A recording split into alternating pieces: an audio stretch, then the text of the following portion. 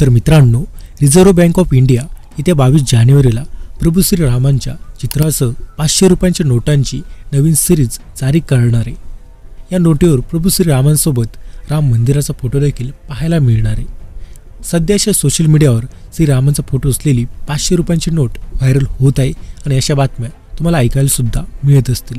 त्यामुळेच आता लोकांना खरंच आरबीआयची नोट जारी करणार आहे का असे प्रश्न पडलेले आहेत। तर मग अशात यामध्ये किती तथ्य आहे, ही अफवा आहे का, तर याबद्दल संपूर्ण माहिती आजच्या व्हिडिओत आपण पाहणार आहोत। त्यामुळे व्हिडिओला शेवटपर्यंत तुम्ही नक्कीच पहा। तर सध्या सोशल मीडियावर भगवान श्रीराम आणि अयोध्येतील राम मंदिराचा फोटो असलेली 500ची नोट आहे। तर या नोटेचा फोटो प्रचंड व्हायरल होतोय। तर या 500च्या नोटेवर पाहिले तर महात्मा गांधी यांच्या फोटोच्या जागी श्रीरामांचा फोटो दाखवण्यात आलेला आहे। तर नोटेच्या मागे जिथे लाल किल्ल्याचा फोटो असतो तर त्या जागेवर अयोध्येतील राम मंदिराची झलक दाखवण्यात आलेली आहे। त्यामुळेच आता श्रीरामांचा फोटो असलेली आणि अयोध्या मंदिराचा फोटो मागील बाजूस असलेली ही 500 रुपयांची नोट सोशल मीडियावर ट्रेंड होती। तर मग अशात आता ही नोट खरी आहे की बनावटी याबद्दल बोललोत तर रिझर्व्ह बँक ऑफ इंडियाकडून प्रभू श्रीरामांचे चित्र असलेल्या या 500 रुपयांच्या नव्या नोटांच्या सिरीजबाबत कोणतीही माहिती समोर आलेली नाही। तर भगवान श्रीरामांच्या फोटोसह व्हायरल होत असलेली 500 रुपयांची नोट पाहिली तर ही सुद्धा बनावटच आहे।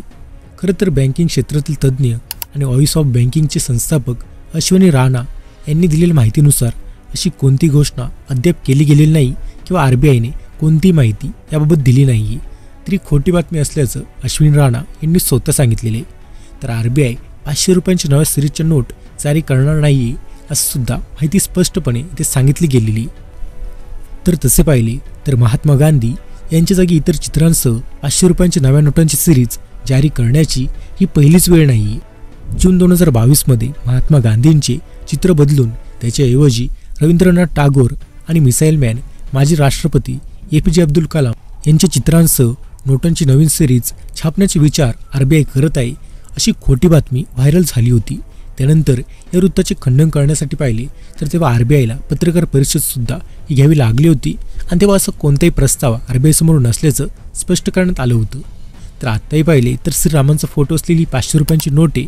तर या नोटीस फोटो सोशल मीडियावर व्हायरल करण्यात आला असून हे वृत्त चुकीचं असल्याचं आव्हान बँकिंग क्षेत्रातील तज्ज्ञांनी केलेले आहे।